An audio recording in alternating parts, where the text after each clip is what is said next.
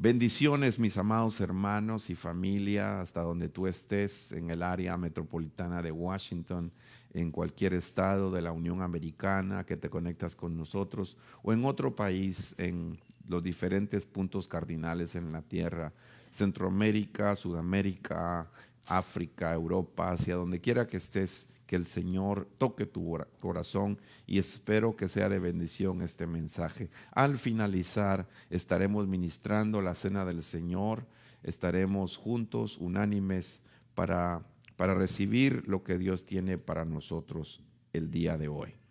Quiero hablarte precisamente aprovechando la oportunidad que el Señor me da de estar contigo nuevamente. Quiero hablarte sobre el poder de la sangre de Cristo, el poder de la sangre de nuestro Señor Jesús. Verdaderamente hay muchas cosas que el misterio que existe en la sangre, y quiero que veamos qué dice la Escritura en Apocalipsis 5:9.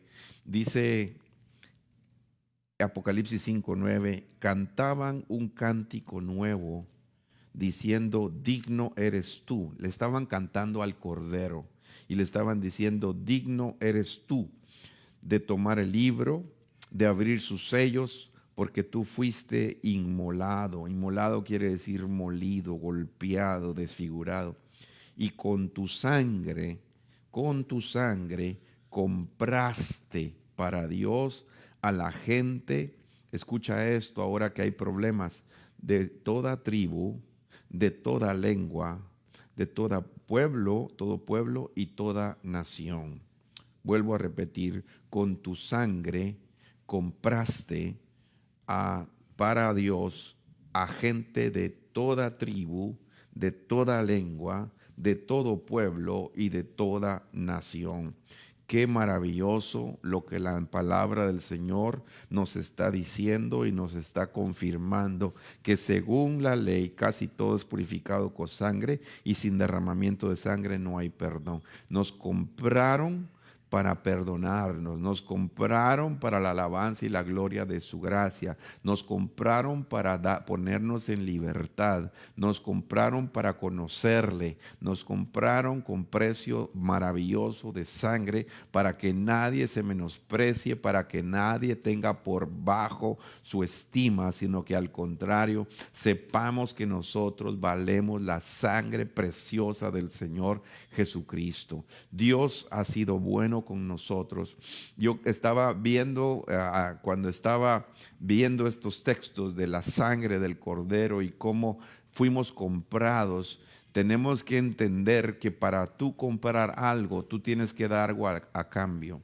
Por ejemplo, en este país existe una moneda nacional, existe un emblema, una moneda, la cual tiene un poder para poder comprar. Si no tienes un dinero en el sistema donde estamos, no puedes comprar, ya sea de manera física o ya sea de manera electrónica, como lo tengas.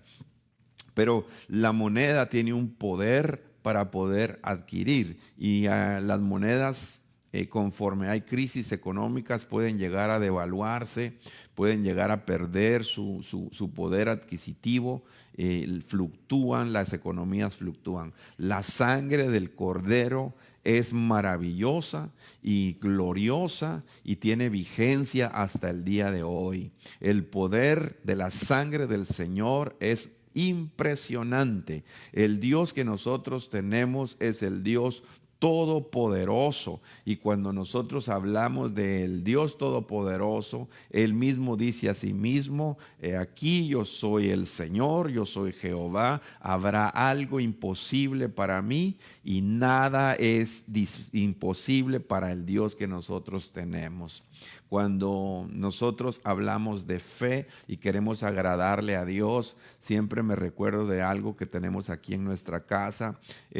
Fe no es simple y sencillamente saber que Dios lo puede hacer, lo que tú necesitas, sino saber que lo hará.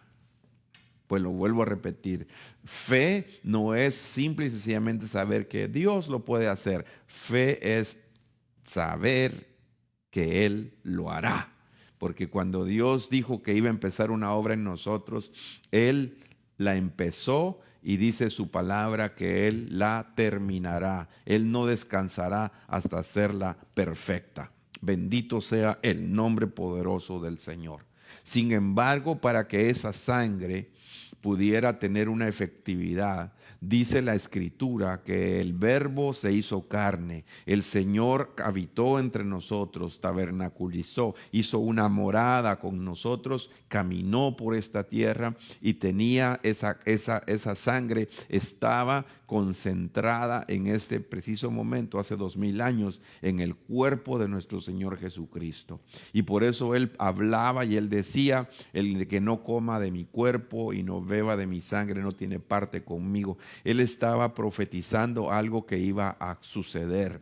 Él estaba diciendo que Él iba a entregar su vida por nosotros, que su vida no se la tomaban a Él, sino que Él la iba a entregar. Él estaba diciendo que esa sangre iba a ser derramada para que nosotros pudiéramos ser bendecidos por Él. Él habló con sus discípulos cuando celebró la primera cena y cuando Él celebró lo que nosotros consideramos la Pascua del Señor, cuando Él habló de la esperanza, Cristo en nosotros, la bendición de Dios, la comunión con Él, y cuando Él empezó a hablar y Él dijo: esto es mi cuerpo que es partido por ustedes, pero esta es mi sangre derramada por muchos para limpiar nuestros pecados, para ver todo lo que la Biblia dice que hizo el Señor con nosotros.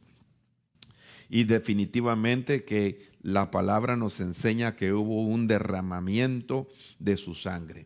En esta oportunidad yo quisiera que viéramos algunas cosas interesantes antes de continuar. Derramamiento de sangre. La palabra dice que sin derramamiento de sangre no hay perdón. Sin derramamiento de sangre no hay redención de pecados. Y cuando nosotros vemos esto, nos damos cuenta que el Señor Jesucristo derramó su sangre. Y no solamente es un acto de derramamiento simple y sencillo, sino que hubo una razón. Nosotros entendemos que el Señor tuvo una llaga y por su llaga fuimos sanados. Nosotros entendemos que Él fue herido por nuestras transgresiones. Nosotros entendemos que Él no habló, no abrió su boca, sino como cordero fue llevado al matadero. Por amor Él se dio por nosotros, porque Él sabía que en cada una de las cosas que Él estaba haciendo, lo estaba haciendo para cumplir la voluntad del Padre, lo estaba haciendo guiado por el poder del Espíritu Santo y lo estaba haciendo por amor a su amada iglesia, por amor al mundo, por amor del Padre al mundo. Él estaba dándose para bendecirnos. Y vemos nosotros que hubieron 7 derramamientos que podemos ver del cuerpo físico de Jesús para que se aplicara al cuerpo místico de Él, para que nosotros somos el cuerpo místico, la iglesia del Señor. El primer derramamiento lo vemos cuando Él dice la Escritura en el Lucas que Él fue llevado al templo y presentado según la ley y hubo una circuncisión. En ese momento hubo un derramamiento de sangre. Y cuando vemos esto nos damos cuenta un poquito más atrás en la Escritura, en Éxodo, que María, la esposa de... No estoy hablando de María, sino la esposa de Moisés, Séfora. Ella dice la palabra que ellos iban al llamamiento del Señor, del Señor para Moisés. Y antes de ellos salir, cuando iban en la salida, antes de ellos, el Señor iba a matar a Moisés, porque había algo que estaba bloqueando el ministerio de Moisés, y era de que el hijo de Moisés, su primogénito, no había sido circuncidado. Y entonces dice la Biblia que cuando Dios iba a matar a Moisés, su esposa Séfora toma una piedra, un pedernal, y ahí ella misma circuncida a su hijo y le tira el prepucio a su esposo y le dice: tú eres esposo mío de circuncisión por sangre, ¿verdad? cuando derramamiento de sangre por sangre. Y entonces vemos nosotros estas cosas interesantes que la Biblia nos enseña que el pueblo de Dios tenía que hacer, pero todo lo que se hacía era figura de algo que iba a pasar más adelante. Era un pacto. Ahora el pacto es en nuestros corazones, la circuncisión en nuestros corazones, pero ese derramamiento que Jesús tuvo es un derramamiento por aquellos pecados, los pecados sexuales. Vemos nosotros también que el Señor en el huerto del Getsemaní dice la palabra que Él empezó a sudar y Él empezó a sudar y el sudor se convirtió en gotas gruesas de sangre que salían de su rostro, que salían de Él. Él estaba pasando algo ahí, hubo un derramamiento cuando Él estaba quitando la maldición que había entrado a través del primer Adán, cuando al primer Adán le dijeron que la tierra iba a ser maldita por lo que él había hecho. Le dijeron al primer Adán, a Adán le dijeron también que iba a haber sudor y para él poder comer su pan. Y entonces el Señor estaba quitando toda maldición. El derramamiento quita el pecado, el derramamiento de sangre quita las maldiciones, el derramamiento de su sangre nos compró a nosotros. Y cuando vemos nosotros que Jesús estaba sangrando de su rostro, estaba sanando una identidad en nosotros, nos estaba mostrando, porque la identidad es en el rostro, nuestra identificación. Si tú tienes un pasaporte, una licencia, esa licencia, ese pasaporte, ese documento de identidad tiene una foto, y no es una foto de tu mano, no es una foto de tu espalda, no es una foto de tus pies, no es una foto de cualquier otra parte de tu cuerpo, sino es una foto de tu rostro, una identidad. Ahora tenemos los teléfonos celulares y los diferentes aparatos que identifican el rostro del dueño de ese aparato, ¿verdad? Porque hay una identidad. Nosotros tenemos identidades en muchas partes de nuestro cuerpo, en nuestros ojos, en nuestras huellas dactilares y en nuestra cara. Y muchas muestran cosas particulares de nosotros. Con eso que el Señor Jesús estaba haciendo, estaba sanando la identidad. Aquellos que no saben quiénes son, que no saben, que no tienen propósito en su vida, que sienten como que ya no vale la pena seguir. Quiero decirte, tienes la identidad de hijo. Eres hijo de Dios a través de lo que el Señor derramó por ti. Y esa identidad, la identidad de tu rostro, te determina que eres hijo, y eso también te sana y te ministra paternidad de Dios. El Evangelio es paternidad de Dios para nosotros. El mensaje de Cristo es paternidad para nosotros. También dice la palabra que a Jesús lo llevaron y él se entregó a la guardia, lo llevaron a ser juzgado primero por Pilatos. Pilatos lo mandó con Herodes, Herodes lo volvió a mandar con Pilatos. Ese día esos dos que eran enemigos se hicieron amigos en contra de Jesús. Hay muchos que se unen en contra del cuerpo físico de Cristo, y también hay algunos enemigos que se unen en contra del cuerpo místico. Ahora veamos ¿qué sucedió? Dice que Pilato lo mandó a que fuera azotado, golpeado con látigos. Y cuando nosotros vemos eso, que se azotaba a las personas, eran látigos de 39, 40 menos 1, que se golpeaba con un látigo y se arrancaba la piel y se hacían heridas en la piel, y el golpe era en la parte dorsal, en la parte de atrás de las personas, en la espalda. Y esto lo que nos enseña es que esa sangre que se derramó con esos golpes que le dieron a nuestro Señor Jesucristo sirvió para que para que sanara nuestras cargas. Aquellas personas que están cargadas con depresión, aquellas personas que están cargadas con cansancio, aquellas personas que ya no tienen fuerzas para salir adelante, el Señor profetizó y dijo dijo, ustedes lleven mi yugo y llevan mi carga es ligera, no pesa nada y mi yugo es fácil. ¿Sabes por qué? Porque Él lo llevó, porque Él lleva el peso de nuestras cargas. Entreguemos toda nuestra ansiedad y nuestras cargas al Señor. Él derramó su sangre para esto. En la parte de atrás, en los lomos, que es la parte de atrás, también está los ancestros y nuestras generaciones. Y cuando nosotros vemos que Él fue golpeado ahí y Él derramó sangre en ese lugar de su cuerpo físico, fue para decir que Él estaba sanando también nuestra genética. La palabra dice que fuimos redimidos y fuimos salvos de la vana manera de vivir que heredamos de nuestros padres. Todo ancestro, toda maldición generacional que podamos haber tenido, el Señor Jesucristo pagó por ella. Por eso ya no tenemos que cargarla más, sino que tenemos que decir, Señor, gracias porque tú pagaste por nosotros ese precio maravilloso. También dice la palabra que ellos le pusieron una corona de espinos, ¿verdad? Corona de espinas para burlarse de Él. Y lo que no sabían era que el mismo Padre y el mismo Cristo y el mismo Espíritu Santo estaba coordinando todo esto para que eso sucediera, porque Él dijo, muerte, yo seré tu muerte.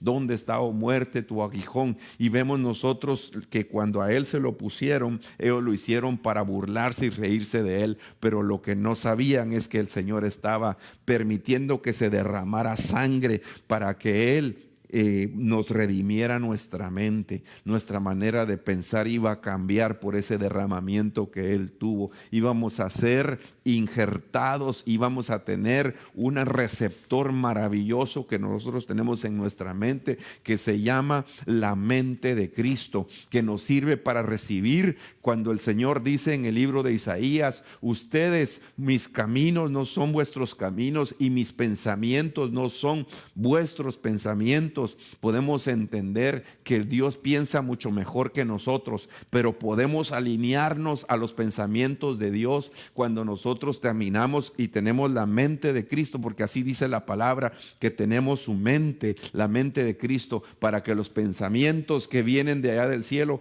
desciendan a nuestra mente y nos alineemos con el Señor. Y eso es lo que el Señor pagó con ese derramamiento precioso. Los malos pensamientos que puedan tener, que podamos tener, la mente negativa que podamos tener y todas estas cosas que podamos tener, el Señor también nos derramó eso para que cambiara nuestra mente. Y cambiar, el cambio de mente significa, se dice en griego metanoia, meta cambio, noia conocimiento, y eso es arrepentimiento. La palabra dice que tenemos que arrepentirnos y convertirnos, y el Señor dio su sangre para ese arrepentimiento que nosotros tenemos. Dios es poderoso, la obra del Señor es maravillosa. Yo no me canso de predicar y de hablar de lo que hizo mi Señor Jesucristo, porque Él lo hizo todo lo que nosotros podemos tener es porque Él lo hizo,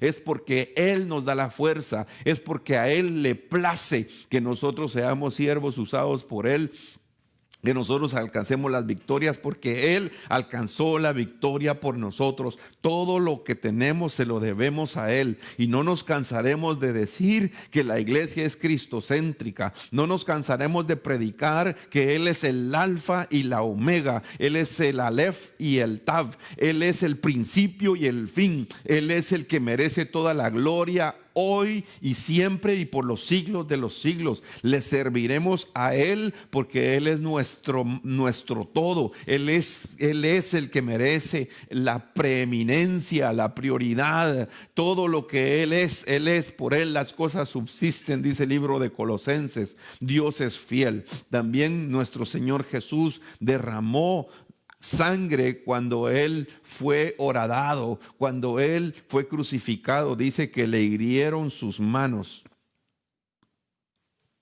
y eso lo hizo también no solamente para que Él estuviera colgado en un madero, sino que Él lo hizo para redimir las obras malas que nosotros pudimos haber tenido. ¿Alguna vez golpeaste a alguien? ¿Alguna vez maltrataste a alguien? ¿Alguna vez golpeaste de una manera inadecuada a alguna persona? ¿Alguna vez le hiciste daño a alguien con tus manos? ¿Alguna vez golpeaste a tu hijo, a tu hija? ¿Alguna vez, te voy a decir algo duro tal vez, alguna vez con tus manos abusaste a alguien? Y estás con esa carga y no te has arrepentido, pero si te arrepientes, el Señor te perdona y te quita eso. Cuando y alguna vez tal vez hiciste algo que desagradó a Dios, alguna vez golpeaste a tu esposa, o alguna vez, hermana, golpeaste a tu esposo, que puede suceder. Quiero contarte un testimonio, ahora que hoy hablo de esto. Estábamos en Santiago de Chile hace muchos años con mi pastor, el apóstol Fernando Ortiz, y queríamos comprar joya. Fuimos a una joyería con un muchacho que nos llevó. Y cuando entramos a la joyería encontramos a un hombre que estaba ahí y nos dijo: pasen adelante. Y cuando entramos ahí a ese lugar, empezamos a ver todo y le dijimos: mira, véndenos esto. Nos sorprendió que él nos dejó ahí con todas las joyas. Si nosotros hubiéramos sido malintencionados y ladrones, nos llevamos las joyas y él no se da cuenta. Él se iba para un lado y nosotros va a deber. Cuando en esto le preguntamos y le dijimos: mira, danos un buen precio porque somos pastores y queremos bendecirte. Y él empezó a llorar. Él empezó a decir: en este momento yo les abría a ustedes las puertas, pero hoy yo estaba con pensamientos de suicidarme. Y le dijimos: ¿y por qué? Y entonces nos enseñó una foto y nos dijo: yo tengo mis hijos y mi esposa, y yo le fallé a mi esposa, engañé a mi esposa, y mi esposa y mis hijos se voltearon contra mí. Y miren la foto, y nos enseñó una foto. La esposa lo había golpeado, lo había dejado todo desfigurado a él. Porque mi esposa levanta pesas y tiene mucho más fuerza que yo, es más grande que yo, y me golpeó y estaba a punto de morirse. Ese hombre se rindió a Jesús y esa misma noche lo llevamos a la iglesia. Por eso te puedo decir que hay un Dios que restaura, que hay un Dios que hace su obra preciosa, que hay un Dios que es maravilloso. Las heridas de sus pies no fueron solamente para sostenerlo en el madero. Las heridas de sus pies fueron para sanar nuestro caminar. ¿Alguna vez te has desviado del propósito de Dios? El Señor derramó su sangre para que regreses. ¿Alguna vez has dejado de ir a hacer la obra que Dios te mandó a hacer? El Señor derramó su sangre para que vayas a hacer la obra, para que recuperes el camino. El camino del hijo pródigo era de prosperidad y bendición en la casa, pero él se fue lejos. Pero el Señor derramó de su sangre para que los pródigos regresen a la casa del Padre. Y por eso nosotros confesamos la bendición del Señor en nuestra vida. Y por último, el séptimo derramamiento fue la herida que le hicieron en el costado a nuestro Señor. Por eso 7 es un número que significa perfección. El Señor hizo la obra perfecta en nosotros. Y cuando Él cuando se hirió el costado, estaba derramando una herida cerca del corazón. ¿Para qué? Para sanar nuestros corazones, para quitar esos corazones de piedra en corazones sensibles de carne, en corazones nuevos, un nuevo corazón. Y por eso el Señor derramó esa sangre preciosa, también la derramó por su amada, por la iglesia que Él ama, por la iglesia que Él cubre, por la iglesia que Él bendice y por la iglesia con la cual el Señor se va a casar. Y muy pronto es su venida y por eso lo anhelamos. Los misterios gloriosos de los derramamientos de las sangres lo podemos ver en la Escritura. La primera vez que la palabra sangre se menciona en la Biblia es en Génesis capítulo 4 y versículo número 10. Es cuando el Señor le habla a Caín y le dice: ¿qué has hecho? ¿Qué hiciste? Y le dice: la voz de la sangre de tu hermano clama a mí desde la tierra. Abel ya había muerto, pero su sangre seguía hablando. Eso es un misterio tremendo, porque la sangre no tiene boca, no tiene cuerdas vocales, no tiene la habilidad de poder expresar, pero sí dice la Escritura que delante de Dios la sangre del hermano de Caín estaba clamando venganza. Y nosotros podemos ver cosas interesantes. Más adelante voy a tocar un punto sobre esto. La misma sangre que se derramaba en ese tiempo más adelante en la ley de Moisés, dice la palabra que era una sangre que tenía que ser escogida por animales que no tuvieran defectos, que fueran los primogénitos, y habían unos lineamientos. ¿Sabes por qué? Porque la Biblia dice que estos eran sombra de lo futuro que iba a suceder, pero esa sangre lo único que podía hacer era una medicina temporal, solo cubría temporalmente ese derramamiento. Tenía que haber un derramamiento de esa sangre. Dice Hebreos capítulo 9, porque si la sangre de los machos cabríos y de los toros y la ceniza de la becerra rociada sobre los que se han contaminado santifican como para la purificación de la sangre, cuánto más la sangre de Cristo, el cual por el Espíritu eterno se ofreció a sí mismo sin mancha a Dios, purificará vuestra conciencia de obras muertas para servir al Dios vivo. Y por eso Él, hablando de Jesús, Él es el mediador de un nuevo pacto, a fin de que teniendo lugar una muerte para la redención de las transgresiones que se cometieron bajo el primer pacto, los que han sido llamados reciban la promesa de la herencia eterna. Aquí está enseñándonos el escritor de Hebreos que las cosas que se hicieron estaban como cubiertas por una manera temporal, pero cuando vino el mejor pacto, cuando vino el nuevo pacto, dice la Biblia que teniendo lugar la muerte para redención de todas las cosas que se hicieron en el primer pacto, el Señor las quitó. Eso solo estaba cubierto, pero el Señor quitó el pecado. Por eso vemos nosotros en la Biblia que cuando el hijo de Abraham, Isaac, le dice a su papá: Padre, aquí está todo, está el fuego, está la piedra, está todo, está la leña, pero ¿y dónde está el sacrificio? Y entonces el padre le dice: hijo, Dios se proveerá de sacrificio. Más adelante en el Nuevo Testamento dice la Escritura que cuando el Señor Jesús venía caminando, entonces Juan el Bautista lo vio y dijo: he aquí el Cordero de Dios que quita el pecado del mundo. Era la enseñanza que podemos ver, que el Señor Jesús quitó definitivamente el pecado del mundo. Apocalipsis 6:19 también nos habla de misterios de la sangre. En la sangre está la vida, pero la sangre también tiene un poder para poder hablar. Cuando nosotros vemos Apocalipsis, dice que el Cordero abrió el quinto sello y vi debajo del altar las almas de los que habían sido muertos a causa de la palabra de Dios y del testimonio que habían mantenido. Estos fueron los que fueron a lavar sus ropas con la sangre del Cordero a la gran tribulación. Y dice: y clamaban a gran voz diciendo: ¿hasta cuándo, oh Señor santo y verdadero, esperarás para juzgar y vengar nuestra sangre de los que moran en la tierra?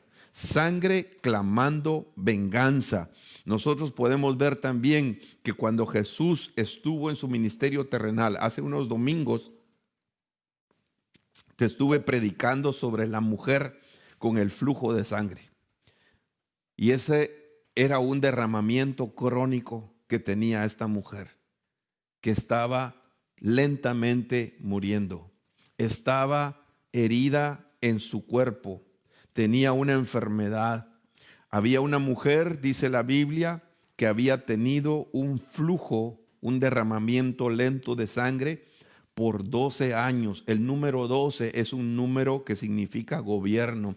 Había sido gobernada por una potestad de muerte y de enfermedad, y que ella estaba caminando con debilidad, ya no tenía fuerzas, ya no tenía la opción de poder seguir adelante, sus recursos se habían agotado, había gastado todo su dinero en médicos y todo cuanto tenía, y no podía ser curada por nadie. Estaba derramándose lo que ella tenía, se derramaron sus recursos, se derramó su esperanza, se derramó todas las fuerzas que ella tenía y no había solución a su problema. Y dice la Biblia que esta mujer se acercó a Jesús, tocó el borde de su manto y al instante, dice la palabra, que paró el flujo de sangre. Esa mujer estaba muriendo lentamente. ¿Sabes qué es esa mujer? La Biblia no dice el nombre de esa mujer. Esa es la humanidad que necesita rendirse a Cristo, que está gobernada por un sistema, que está pensando en cómo poder aliviarse, está gastando todos sus recursos en los médicos que no tenían una solución a su problema. Los médicos tienen un conocimiento parcial donde ellos pueden ayudar, pero la sanidad viene de Cristo. Te lo digo como testimonio, que soy un médico que estudié por muchos años y he practicado por muchos años, y sé que la sanidad no viene de la medicina, la sanidad no viene de los procedimientos. Si Dios quiere que alguien se sane, se sana, y si Dios no quiere que alguien no se sane, no se sana. Dios tiene la última palabra, pero lo hermoso es que en esta dimensión estamos temporalmente y Dios tiene preparado cosas grandes para nosotros. Y en Cristo Jesús el Señor mismo dijo: yo soy la resurrección y la vida, y el que cree en mí, aunque esté muerto, vivirá. Por eso nosotros entendemos que hay un poder precioso en los derramamientos de sangre. Este flujo de esta mujer estaba por 12 años. Este flujo estaba matándola, ella estaba agonizante, pero ella dijo un día: yo tocaré, si yo logro tocar el borde de su manto. Y dice la Biblia que lo tocó, y cuando el que está con su humanidad herida toca el borde del manto del Señor, de él sale virtud, de él sale salvación, de él sale bendición, de él sale vida. Todos le dijeron: Señor, cuando él dijo: ¿quién me tocó? Los discípulos le contestaron: Señor, todos te tocan. No, me tocaron diferente. Cuando tocas al Señor, cuando estás ya gastado de toda tu esperanza, que ya no puedes seguir adelante, nosotros podemos decir: Señor, queremos tocar tu manto, queremos tocarte a ti, queremos tocar lo que tú tienes para nosotros, Padre amado. Y en ese momento el Señor Jesús tomó el lugar que esa mujer estaba tratando de tomar. En ese momento Él dijo: yo llevo tus cargas, yo llevo tus enfermedades, yo he perdonado tus pecados. Hay mucha gente que sigue cargando los pecados, no se perdona, y Cristo lo quiere sanar, y está ahí desgastándose, está ahí derramando una sangre que no va a hacer nada. Estoy hablando metafóricamente, alegóricamente, aplicando esto. Estoy diciéndote que muchos no se perdonan y Dios ya los perdonó, y por eso están debilitados y no pueden seguir adelante, pero tienen que tocar el borde del manto del Señor por la fe, como esa mujer tuvo fe, y pueden ser sanos completamente, porque Dios ya pagó por completo el precio, por precio de sangre, lo que nosotros necesitamos. Dios es fiel. Esta sangre preciosa, nosotros dice que nos hemos acercado a Jesús, que es el mediador del nuevo pacto, y nos hemos acercado cada vez que estamos con Él, nos hemos acercado a la sangre rociada, que habla mejor que la sangre de Abel. Te mencioné en Génesis capítulo 4 que la primera vez que se menciona la palabra sangre en la Biblia es la sangre de Abel, que estaba clamando porque su hermano lo había matado. La sangre de Abel clama venganza, pero la sangre de nuestro Señor Jesús clama misericordia, habla mejor, y también está clamando por reconciliación.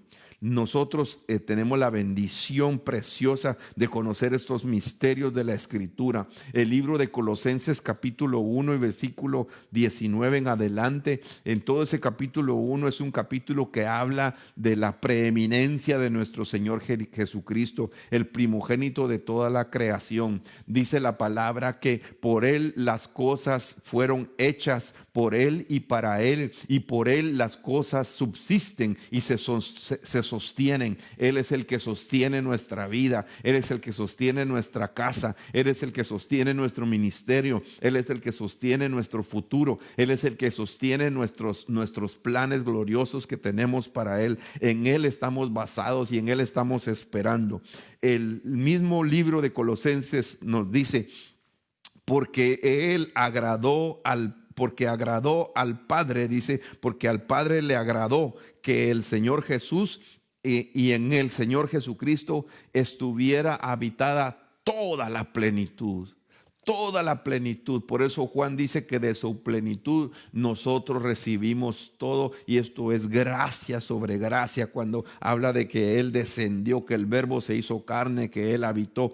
Y entonces dice, porque agradó al Padre que en Él, hablando de Jesús, habitara toda la plenitud. Y dice, y por medio de Él, escucha esto, por medio de Él reconciliar todas las cosas consigo, habiendo hecho la paz por medio de la sangre de su cruz. Por medio de Él, repito, ya sean las señales que están en la tierra, ya sean las que están en la tierra o las que están en los cielos.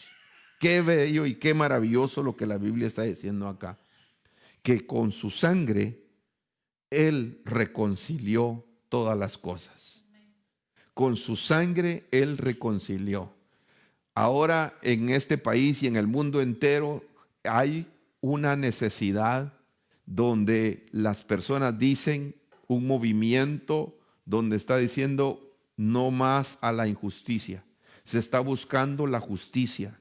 Se está buscando y está diciéndose no más a la opresión, a las minorías. Y está diciéndose las vidas de las personas afroamericanas o Black Lives Matters. Es importante entender que sí es cierto, esto es importante entender que hay racismo y que el racismo no es de Dios y hay que cortarlo, es un cáncer de la humanidad.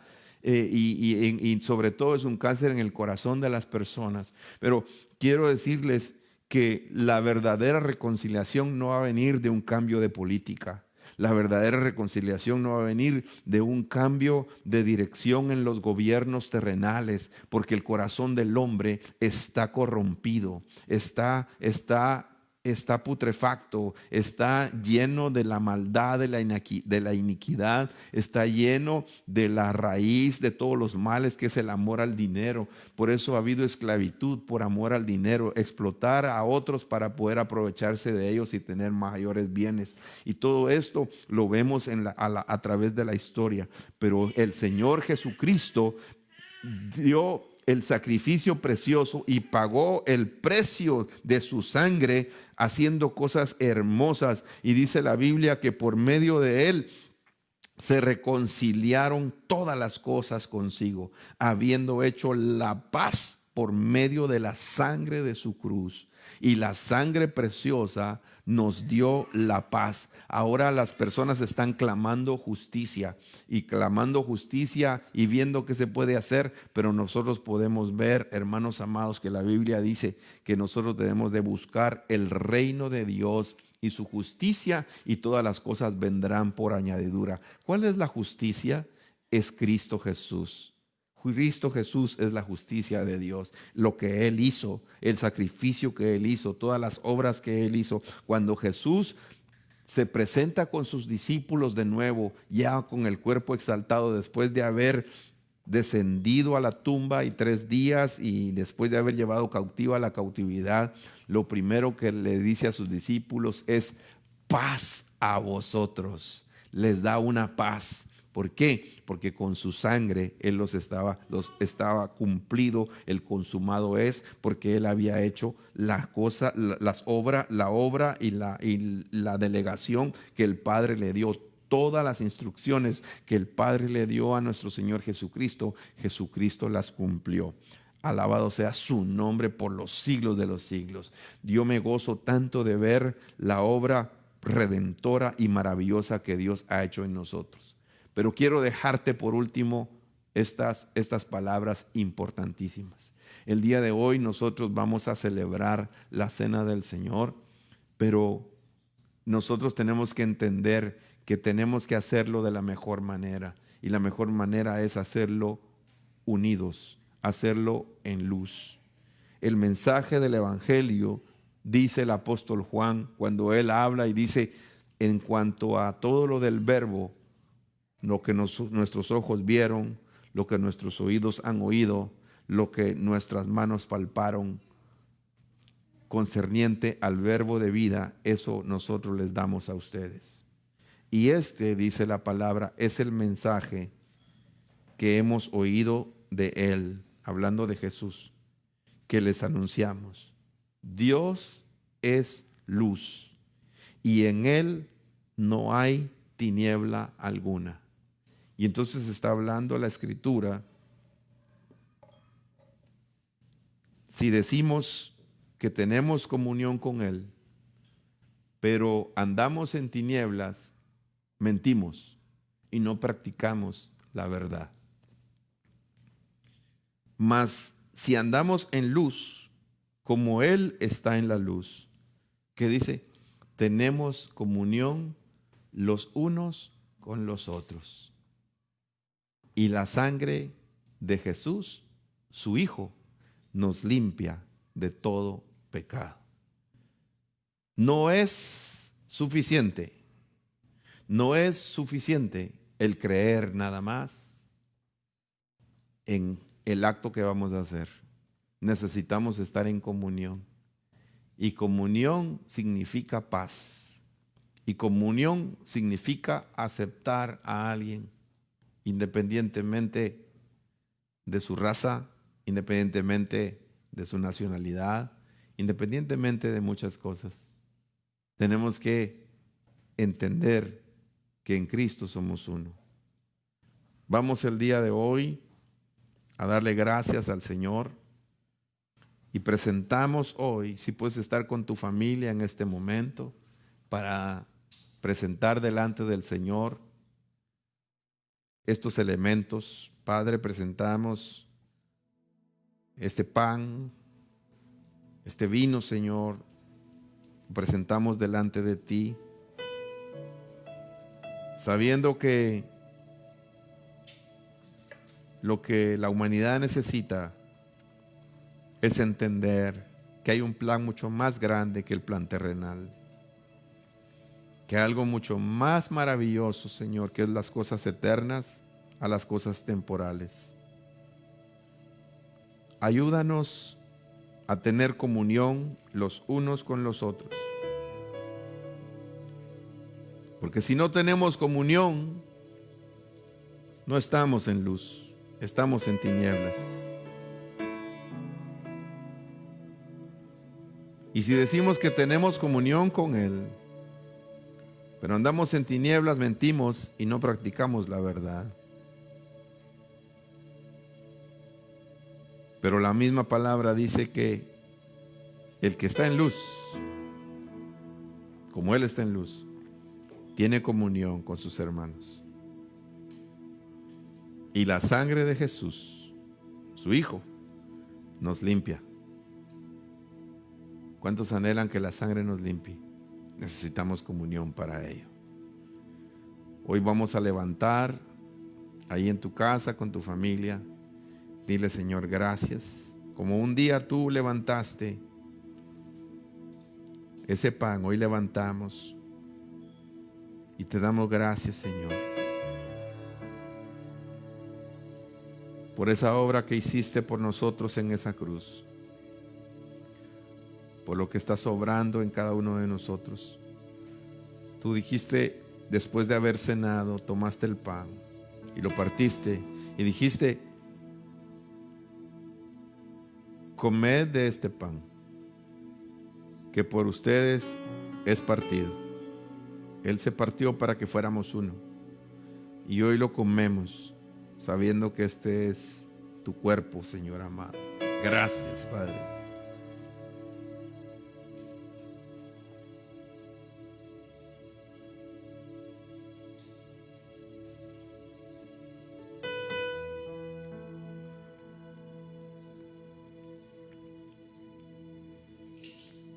De la misma manera,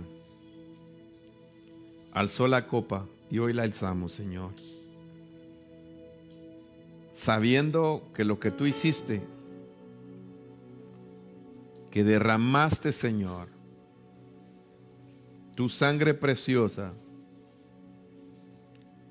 a los 8 días derramaste tu sangre para pagar por nuestros pecados sexuales.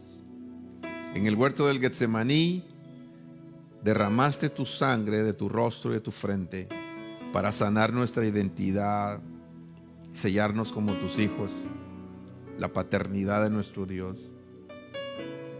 Fuiste golpeado en tu espalda para sanar nuestras cargas y los ancestros de nuestra vida.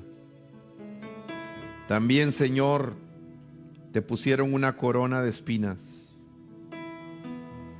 para sanar nuestra mente. También, Padre amado, te hirieron tus manos, nuestro Señor Jesús, te hirieron tus manos, Jesús maravilloso, para sanar y perdonar nuestras obras que no han sido correctas. También, Padre, te hirieron tus pies para sanar nuestro mal caminar. Y también te hirieron el costado para sanar nuestros corazones. Por eso hoy te damos gracias por ese derramamiento que tú hiciste por nosotros. Gracias porque tu sangre nos compró. Gracias porque tu sangre nos limpió.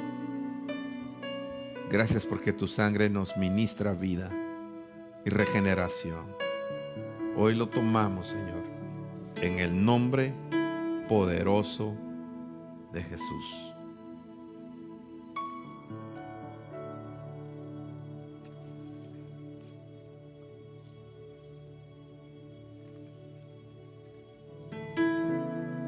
Oh, gracias, Jesús amado. Toma un momento para ministrar al Señor ahora. Bendice a tus hijos, bendice tu familia, dale gracias al Señor poderoso. Él está aquí en medio de nosotros.